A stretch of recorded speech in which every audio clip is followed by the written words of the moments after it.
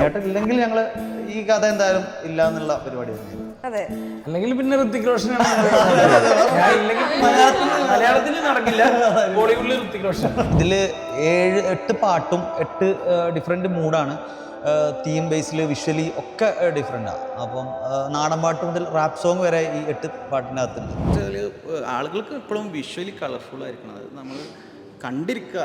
ഇനിയിപ്പോൾ ഇവരൊക്കെ അതിൽ അഭിനയിച്ച് ബോറായിക്കണമെങ്കിലും വിഷ്വലി അങ്ങനെ ആളുകൾക്ക് കളേഴ്സ് വേണമെന്നുണ്ടോ? ഇപ്പൊ പ്രമേഹം കിട്ടിയാൽ കളറായിട്ടുണ്ടായിരുന്നു.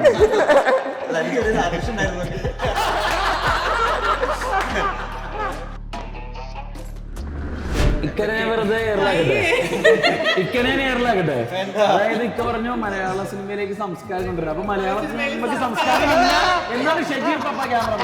ഇരിക്കുന്ന മനുഷ്യൻ ഫ്രെയിം ഫില്ല് ചെയ്യാൻ വേണ്ടി ടോർപീഡോ ആയിട്ട് വന്നിരിക്കുന്നതല്ല. ഇദ്ദേഹത്തിനോട് നിങ്ങൾ ചോദിക്കാം. ഞങ്ങളുടെ മ്യൂസിക് ഡയറക്ടറാണ്.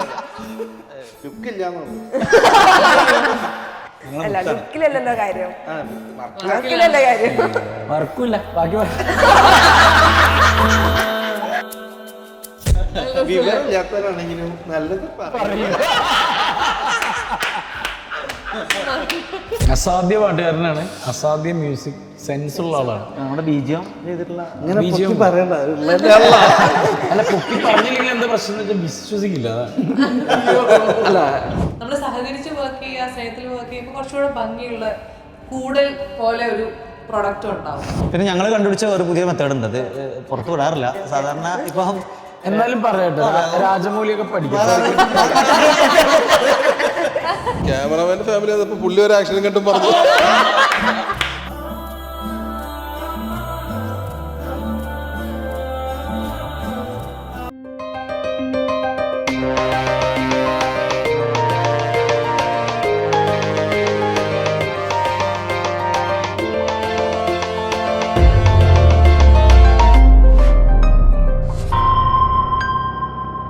മൂവി ഗാലറിയിൽ ഇന്ന് നമ്മളുടെ കൂടെ എത്തിയിരിക്കുന്നത് കൂടുതൽ ടീമാണ്. നമുക്ക് അവരെ പരിചയപ്പെടാം. നമ്മുടെ കൂടെ 2 ഡയറക്ടേഴ്സ് ഉണ്ട്, ഷാഫി സാറും ഷാനുക്കയും. പിന്നെ മെയിൻ ക്യാരക്ടറായിട്ടുള്ള നമ്മളെ ബിബിനേട്ടൻ, മെറീന ചേച്ചി, പിന്നെ DOP ആയിട്ടുള്ള നമ്മൾ ഷജി സാർ, കൂടാതെ നമ്മുടെ മ്യൂസിക് ഡയറക്ടറായിട്ടുള്ള ശിവേട്ടൻ. ആ പേര് പറഞ്ഞതിനുള്ള കൈഡിയാണ് കേൾക്കുന്നത്. ഞങ്ങൾക്ക് ആദ്യമായിട്ടാണ്. നമുക്ക് ഡയറക്ടേഴ്സിൻ്റെ അടുത്ത് തന്നെയാണ് നമുക്ക് തുടങ്ങേണ്ടത്. കാരണം അവരിൽ നിന്നാണല്ലോ സിനിമ ആദ്യമായിട്ട് തുടങ്ങുന്നത്. അപ്പം ഫസ്റ്റ് ജേണി എന്തായിരുന്നു കൂടലിൻ്റെ? എങ്ങനെയാണ് ഇങ്ങനെ ഒരു സ്റ്റോറിയിലേക്ക് എത്തിപ്പെട്ടത്? നമുക്ക് വലിയൊരു കഥ പറയാനുള്ള സംഭവമൊന്നും അല്ലെങ്കിലും കൂടൽ എന്ന് പറയുന്ന ഒരു ക്യാമ്പിംഗ് ബേസ്ഡ് മൂവിയാണ്. മലയാളത്തിൽ ആദ്യമായിട്ട് ഇറങ്ങുന്നത്. നമുക്കൊരു സിനിമയിൽ റെഫറൻസ് ഇല്ല.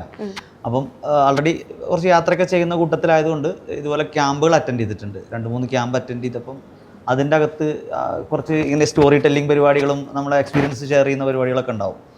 അപ്പം അങ്ങനെ പങ്കെടുത്തപ്പോൾ തോന്നിയതാണ് അതിൻ്റെ അകത്തൊരു കഥയുണ്ട്. സിനിമയ്ക്ക് വേണ്ടി ക്യാമ്പ് ക്യാമ്പിൽ നിന്ന് സിനിമ കിട്ടിയതാണ്. പിന്നെ റെഫറൻസിന് വേണ്ടിയിട്ട് ഞാൻ ഷാനിക്കൊക്കെ പിന്നെ ക്യാമ്പ്. എങ്ങനെയാണ് 2 ഡയറക്ടേഴ്സ് ഈ ഒരൊറ്റ സ്റ്റോറിയിലേക്ക് എത്തിപ്പെട്ടത്? അത് ഈ ഒരു സ്റ്റോറിയിലേക്ക് കറക്റ്റ് ഈ സ്റ്റോറി എഴുതിയത് അതിന്റെ സ്ക്രിപ്റ്റ് ഷാഫിയുടെയാണ്. അപ്പോൾ ഷാഫിയും ഷജീർ പപ്പ ഇവർ 2 പേരും ചേർന്ന് ചെയ്യാനിരുന്ന ഒരു സിനിമയാണ്. അത് ആദ്യമായിട്ട് കഥ പറയുന്നത് ബിബിന്റെ അടുത്താണ്.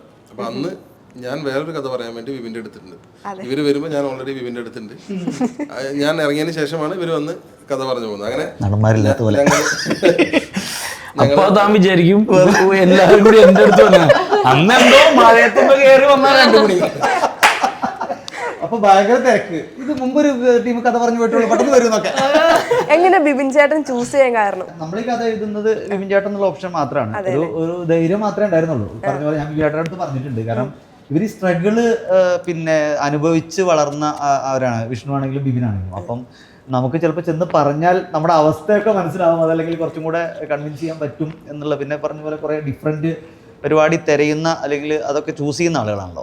അപ്പം വിപിൻ ചേട്ടൻ ചെയ്തിരിക്കും എന്ന് തോന്നി. വിപിൻ ചേട്ടൻ ഇല്ലെങ്കിൽ ഞങ്ങൾ ഈ കഥ എന്തായാലും ഇല്ല എന്നുള്ള പരിപാടി തന്നെയായിരുന്നു. അതെ, അല്ലെങ്കിൽ പിന്നെ ഋത്തിക് റോഷനാണ്.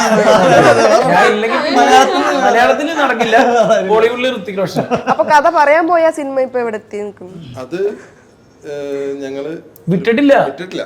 കാരണം നല്ല ബഡ്ജറ്റ് കുറച്ച് വലിയ ബഡ്ജറ്റായിരുന്നു. അപ്പോൾ അന്നുണ്ടായിരുന്ന പ്രൊഡ്യൂസർ അതിന്റെ ഒരു 80% വരെ ചെയ്യുള്ളൂ എന്നുള്ളൊരു തീരുമാനം പറഞ്ഞു. അപ്പോൾ ബാക്കിയൊക്കെ വേണ്ട, അപ്പൊ അങ്ങനെ ഒരു സാധനം വേണ്ടാന്ന് വെച്ച് അന്ന് ഞങ്ങൾ ഒരുമിച്ച് ഫ്ലാറ്റിൽ താമസിക്കുന്നുണ്ട്. ഷാഫിയും ഞങ്ങൾ കൊണ്ടുവരും. പിന്നീടുള്ള ചർച്ചകളിൽ ഇത് കുറച്ച് താരതമ്യേന അതിനെ വെച്ച് കുറച്ചുകൂടി ബഡ്ജറ്റ് കുറഞ്ഞിട്ടുള്ളൊരു. ഇവര് ഭയങ്കര ഹ്യൂജ് സൈക്കോളജി അല്ലേ എന്ന് ആലോചിക്കുക. അതായത് ഈ ബഡ്ജറ്റിലേക്ക് ഇപ്പൊ എന്നെ വെച്ചിട്ട് എടുക്കാനുള്ള പ്രൊഡക്ഷൻ ഇല്ല, അതാണ് എന്റെ സത്യസന്ധമായ കാര്യം. അപ്പൊ എന്ത് ചെയ്ത് ഈ സിനിമ ഹിറ്റ് ആക്കിയിട്ട് അങ്ങനെ അപ്പൊ ഞങ്ങള് 2 പ്രൊജക്ട് മാറ്റി വെച്ചിട്ട് ഒറ്റ പ്രൊജക്റ്റിലേക്ക് അവിടെ ഒരു കൂടുതൽ സംഭവിച്ചാണ്. അവിടെ ഫസ്റ്റ് കൂടുതലുണ്ടാവുന്നത്.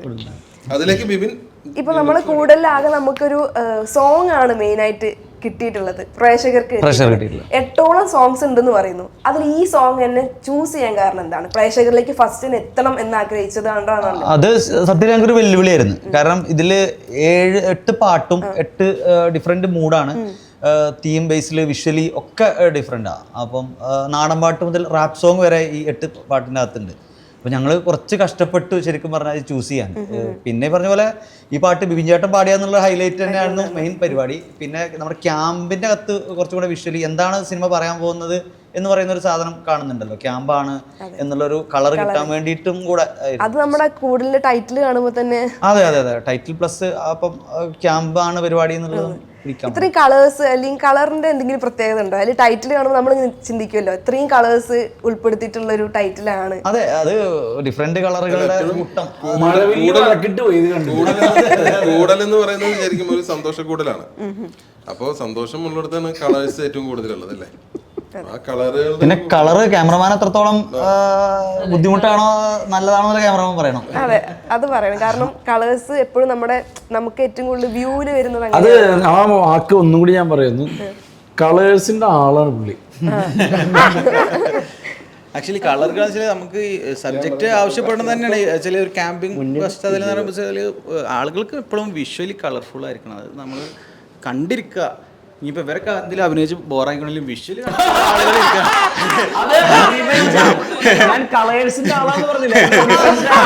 അപ്പോ സത്യത്തിൽ അത് തന്നെയാണ് മെയിനായിട്ട്. അങ്ങനെ ആളുകൾക്ക് കളേഴ്സ് വേണമെന്നുണ്ടോ? അപ്പൊ ബ്രഹ്മയുഗം കിട്ടിയത് കളറായിരുന്നു.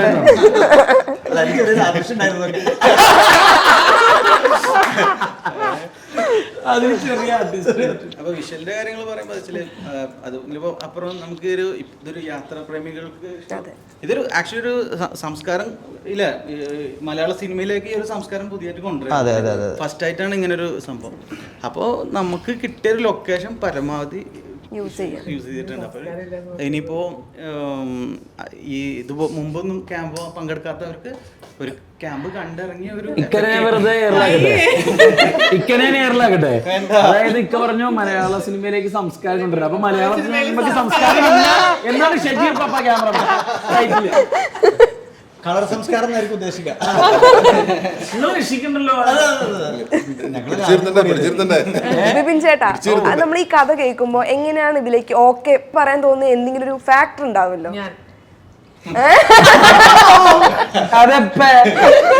ചുമ്മാ പറയണം. കഥ കേട്ട ഉടനെ തന്നെ ഞാൻ ഇസ് പറഞ്ഞ കഥയാണ്. തീർച്ചയായിട്ടും കഥ ഓക്കെ എന്ന് പറഞ്ഞു. ഇനി സ്ക്രിപ്റ്റ് ഓക്കെ എന്ന് പറയണം. ഷൂട്ടോ സ്ക്രിപ്റ്റിന്റെ അടിയിലാണ്.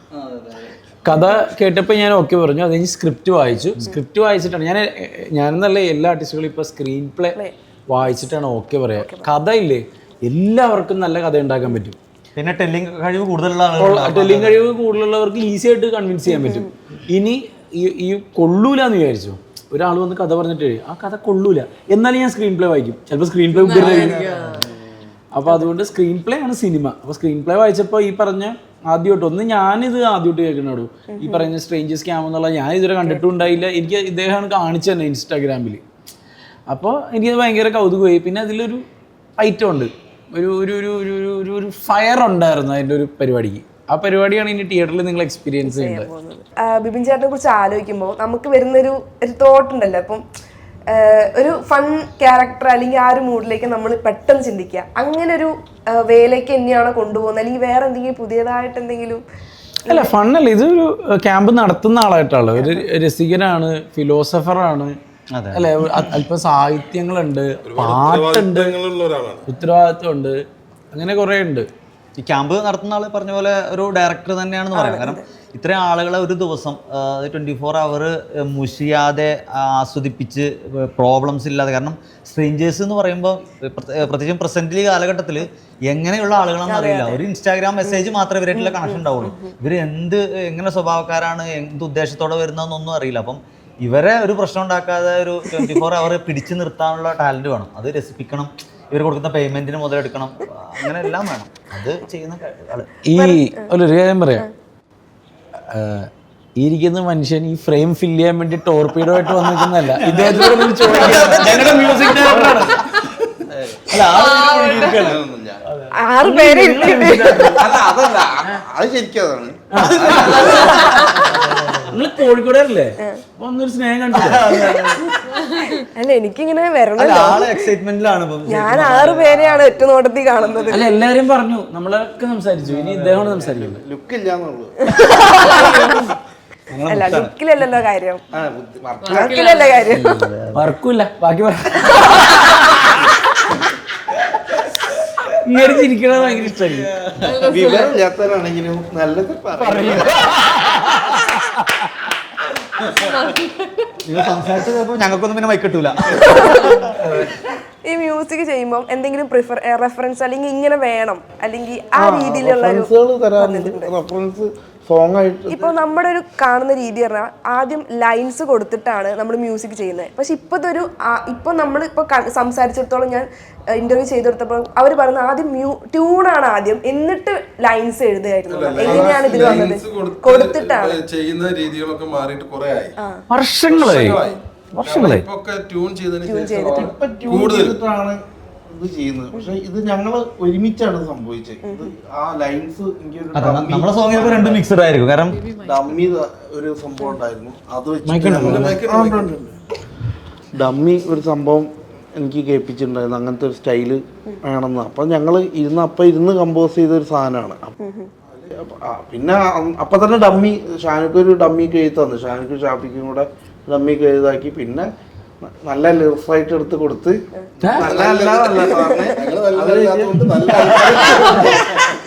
ഊബറെ കൊണ്ടേ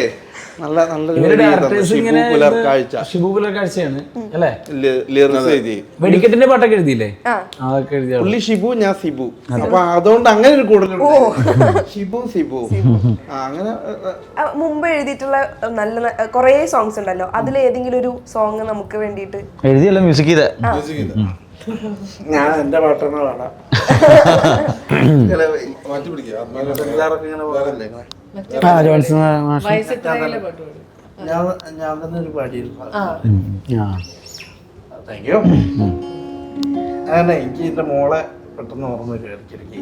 അപ്പൊ ഈ പാട്ട് ഭയങ്കര ഇഷ്ടമായി. ഞാൻ അങ്ങനെ ഒരു ചെയ്തു വെച്ചാൽ എൻ്റെ ഒരു ഫ്രണ്ട് അഞ്ജു വിനോദായിരുന്നു പുഞ്ചിരിക്കും പൊൻകണിയെ കൺചീട്ടും താരകമേ കനവിനുള്ളിലെ കണിമലരെ മാവാ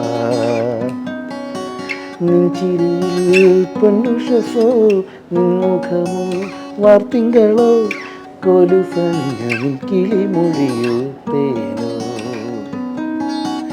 എൻ്റെ കയ്യിലൂർന്നു വീണ മഞ്ഞു തുള്ളിയ എൻ്റെ മാറിൽ ചായുറങ്ങും കുഞ്ഞു പെണ്ണല ഓ മലേ എൻ ജീവനേ രാരിരോ രാരിരോ പുഞ്ചിരിക്കും പൊൻകണിയെ കൺചിമിട്ടും താരകമേ കനവിനുള്ളിലെ കണിമലരെ മാവാ.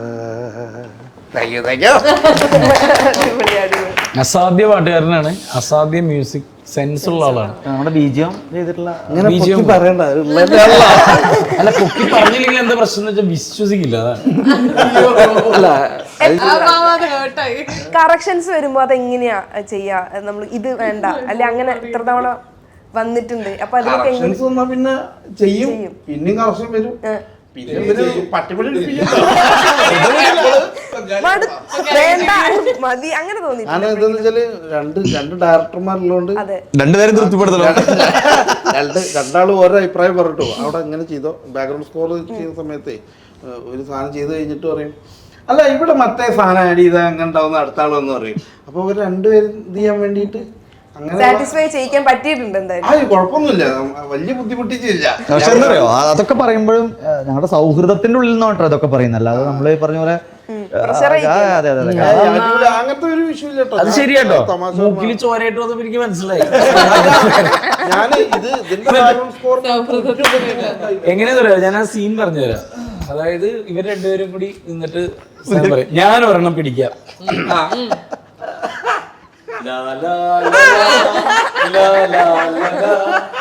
ലാസ്റ്റ് ഷാരൂഖ് അല്ലെങ്കിൽ ഷാഫിക്ക് പുറത്തോട്ട് വിടും. എന്നിട്ട് അയാൾ വളരെ നല്ല അല്ല, എനിക്ക് ഇതിലൊരു ബുദ്ധിമുട്ടുണ്ടായില്ല കേട്ടോ. വർക്ക് ഭയങ്കര രസമായിരുന്നു ചെയ്യാനായിട്ട്. അല്ല, അതിന്റെ ഏറ്റവും വലിയ തെളിവ് ഇപ്പൊ തിരൂർക്കാരനാണ് ആള്, മലപ്പുറക്കാരനാണ്. ഇപ്പം നമ്മുടെ പടം തുടങ്ങിയതിന് എറണാകുളത്ത് നമ്മൾ താമസിക്കുന്ന ഇപ്പുറത്തുള്ള അപ്പാർട്ട്മെന്റ് എടുത്ത് തൊട്ടിപ്പുറത്തും അപ്പുറത്തായി. ഇപ്പൊ ഞങ്ങൾക്ക് അടുക്കളയൊക്കെ ഒന്നാണ്.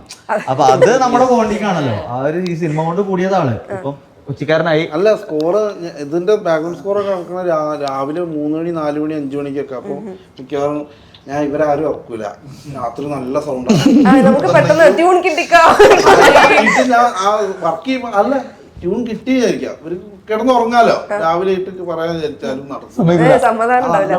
വർക്ക് ചെയ്യാം. അപ്പൊ രാത്രി ഫുള്ള് ഇട്ടിയാ അങ്ങനെ പ്രതികാരം തീർക്കാറുണ്ട്. പഞ്ചുകളൊക്കെ വരുമ്പോ നല്ല ഇടിയായിരുന്നു ആ സമയത്ത്.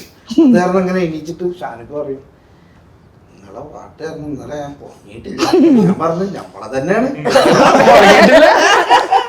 അത് സ്റ്റുഡിയോ ഒന്ന് സൗണ്ട് പ്രൂഫ് ആക്കാൻ പറഞ്ഞാൽ കേൾക്കില്ല.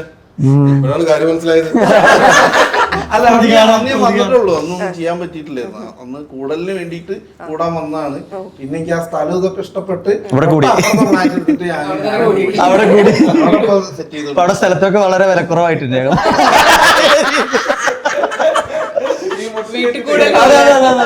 ഞാൻ വിട്ടു പോകുന്നുണ്ട്. ലൊക്കേഷൻ പിന്നെ പറയുന്നില്ല കേട്ടാ, വർക്ക് കൊടുക്കാനുള്ള. പിന്നെ ഒരു കാര്യമുണ്ട്, എന്താ കൊറേ നേരം എന്നോട് ചോദിക്കാൻ അതെ, ഇതേപോലെ ഇടയിൽ പെട്ടുപോയൊരു മാർക്കിടാവും. ഒരു മിനിറ്റ് ചോദിക്കും. മറിഞ്ഞ ചേച്ചി, 4 എന്താ പറയാ ആക്ട്രസസ് ഉണ്ട്. അപ്പോൾ എങ്ങനെ ആ ഒരു കോമ്പറ്റീഷൻ ഫേസ് ചെയ്തിട്ടുണ്ട് എപ്പോഴെങ്കിലും? കോമ്പറ്റീഷൻ അല്ല, നമുക്ക് ആ ഒരു എങ്ങനെ ഉള്ളിലുണ്ടാവല്ലോ, കാരണം 4 പേരുണ്ട്, അങ്ങനെ എന്തെങ്കിലും ചെറിയ രീതിയിലെങ്കിലും? ഇല്ല, അങ്ങനെ ഒരു കോമ്പറ്റീഷൻ എന്നുള്ള രീതിയിൽ എനിക്ക് തോന്നിയില്ല. 4 പേർക്കും ചെയ്യാൻ അത്യാവശ്യം ഉണ്ട്. അപ്പൊ എല്ലാരും അതിന്റെ പുറകെ ഇങ്ങനെ തലവേദന എടുത്ത് നടക്കായിരുന്നു. പിന്നെ ഇപ്പൊ ഒരു സീനൊക്കെ കമ്പോസ് ചെയ്യുമ്പോൾ അത് ഡയറക്ടേഴ്സിന്റെ ത്രൂ പോകുന്ന കാര്യമായതുകൊണ്ട് അവരൊരു ഐഡിയ പറയും. അപ്പൊ നിങ്ങൾ ഇന്ന കാര്യം കൃത്യമായിട്ട് ഇത്ര കാര്യങ്ങളാണ് നിങ്ങൾ ചെയ്യേണ്ടതെന്നുള്ളത് അസൈൻ ചെയ്തിട്ടുണ്ടാവും. അപ്പോൾ അതിനനുസരിച്ച് പോകുന്നുള്ളൂ. പിന്നെ മറ്റൊരാളോട് നമ്മൾ കോമ്പീറ്റ് ചെയ്തിട്ട് നമുക്ക് പ്രൊഡക്റ്റ് മോശമാവുന്നതാണ് എനിക്ക് തോന്നിയിട്ടുള്ളത്. നന്നാവുമെന്ന് എനിക്ക് അങ്ങനെ, നമ്മൾ സഹകരിച്ച് വർക്ക് ചെയ്യുക, സ്നേഹത്തിൽ വർക്ക് ചെയ്യുമ്പോൾ കുറച്ചുകൂടെ ഭംഗിയുള്ള കൂടൽ പോലെ ഒരു പ്രൊഡക്റ്റ് ഉണ്ടാവും. ശരിക്കും അങ്ങനെ ഒരു നല്ലൊരു അറ്റ്മോസ്ഫിയർ നിങ്ങൾക്ക് ആ സെറ്റിൽ അങ്ങനെ തന്നെയാണോ നിങ്ങൾ ജീവിച്ചത്? ആ ഒരു സ്ട്രേഞ്ചേഴ്സ്, കാരണം നമ്മളെല്ലാവരും സ്ട്രേഞ്ചേഴ്സ് ആവും, ആ സെറ്റ് എന്ന് പറഞ്ഞ സ്ട്രേഞ്ചേഴ്സ് ആണ്. അപ്പം എങ്ങനെയാണ് ആ ഒരു ഫീൽ ചെയ്തത്? ഭയങ്കര കംഫർട്ടബിൾ ആയിട്ടുള്ള സെറ്റ് ആയിരുന്നു. നമുക്കിപ്പോൾ നമ്മളുടെ എന്തെങ്കിലും ഒരു സജഷൻസ് ചോദിക്കാനും അതുപോലെ തന്നെ തിരുത്തലുകളാണെങ്കിലും വളരെ കംഫർട്ടബിൾ ആയിട്ട് ചെയ്തു തരുന്നത്. പിന്നെ എല്ലാവരും ഭയങ്കര സഹകരണമായിരുന്നു. എനിക്ക് മാഫിയ ശശി സാറൊക്കെ ആയിട്ട് കോമ്പിനേഷൻ ഉണ്ടായിരുന്നു. അതൊക്കെ നിങ്ങൾ സിനിമ കണ്ടാലേ മനസ്സിലാവുള്ളൂ. അപ്പോൾ ആ ഒരു അവസ്ഥയിലൂടെയൊക്കെ കടന്നു പോയപ്പോൾ ഒരുപാട് പേര് എന്നെ സപ്പോർട്ട് ചെയ്യുകയും സഹായിക്കുകയും ചെയ്തിട്ടുണ്ട്. അതുകൊണ്ട് തന്നെ വളരെ ഈസി ആയിട്ട്. ഈ അഭിനയം ചെയ്യുന്നവരോട് ചോദിക്കുക, 2 ഡയറക്ടേഴ്സ് ഉണ്ട്, 2 പോയിന്റ് ഓഫ് വ്യൂ, എങ്ങനെ മാനേജ് ചെയ്ത് പോയി? ആക്ച്വലി അവരോടാ ചോദിക്കണേ. ഞങ്ങളെ സംബന്ധിച്ച് ഇപ്പൊ ഇവര് ചെയ്യുന്നത് ഞങ്ങൾക്ക് ഓക്കെ ആണെങ്കിൽ പിന്നെ വിഷയമുള്ള കാര്യം. അല്ല, നമ്മള് ഇപ്പൊ 2 ഡയറക്ടേഴ്സ് ആകുമ്പോൾ 2 പേർക്ക് എങ്ങനെയാലും വ്യൂ ഒരു വ്യത്യാസം ഉണ്ടാവില്ല. അതിനാണ് എപ്പോഴും നമ്മൾ ഡിസ്കഷൻ കഴിഞ്ഞിട്ടാണ് ഒരു ഷോട്ട് എടുക്കാൻ പോകുന്നത്. പിന്നെ ഞങ്ങൾ കണ്ടുപിടിച്ച ഒരു പുതിയ മെത്തേഡ് ഉണ്ട്, അത് പുറത്തു വിടാറില്ല സാധാരണ. ഇപ്പം എന്നാലും പറയട്ടെ, രാജമൗലിയൊക്കെ പഠിക്കാം. പിന്നെ ഇവിടെ ഡയറക്ടേഴ്സ് ഇരിക്കുന്നതുകൊണ്ടേ അപ്പൊ നമ്മള് വേറൊന്നുമില്ല, ആരോഗ്യകരമായ ഒരു തീരുമാനമായിരുന്നു. അത് ഷാനക്ക് ഒരു ഏരിയ നോക്കുമ്പോ അവിടെ ആള് നോക്കാം, എനിക്ക് ഏരിയ വരുമ്പോ ആൾറെഡി ഡിസ്കഷൻ നടക്കുമെങ്കിലും, കാരണം ഈ 2 മൈക്ക് വെച്ച് കഴിഞ്ഞാൽ ഇവര് ഒരാൾ കട്ടറിയും. അപ്പോ അങ്ങനെ ഒരു ബുദ്ധിമുട്ടൊന്നും ഉണ്ടായിട്ടില്ല എന്ന് തോന്നുന്നു. അതായത് ഇപ്പൊ ഒരാള് നമ്മള് സ്ക്രീൻ നമ്മുടെ മോണിറ്ററിന്റെ അടുത്ത് ഇരിക്കുകയാണെങ്കിൽ മറ്റൊരാള് ആർട്ടിസ്റ്റിന്റെ അടുത്ത് അല്ലെങ്കിൽ കൈകാര്യം വെച്ച് അത് മാറി ഞങ്ങള് ശരിയായിരുന്നു. അപ്പൊ അതിന് മുമ്പേ അതിനിടയിലൊക്കെ പെട്ടു പിന്നെ അതിലൊരു മനുഷ്യനുണ്ട് അവിടെ. അല്ല അതില് വേറൊരു കാര്യം കൂടി ഉണ്ട്. പിന്നെ ഇവര് ആണെങ്കിലും അങ്ങോട്ട് വെച്ച് മാറുന്ന ഞാൻ ആ കണ്ട എപ്പോഴാന്ന് പറയുമ്പോ ഇപ്പൊ ഷാനുക്കയുടെ ഫാമിലി വരുമ്പോ ഷാനുക്ക വന്നിട്ട് ഷാഫിക്കിനോട് ഞാൻ ആക്ഷൻ കട്ടും അതുപോലെ ഷാഫിക്കയുടെ ഫാമിലി വരുമ്പോ നീ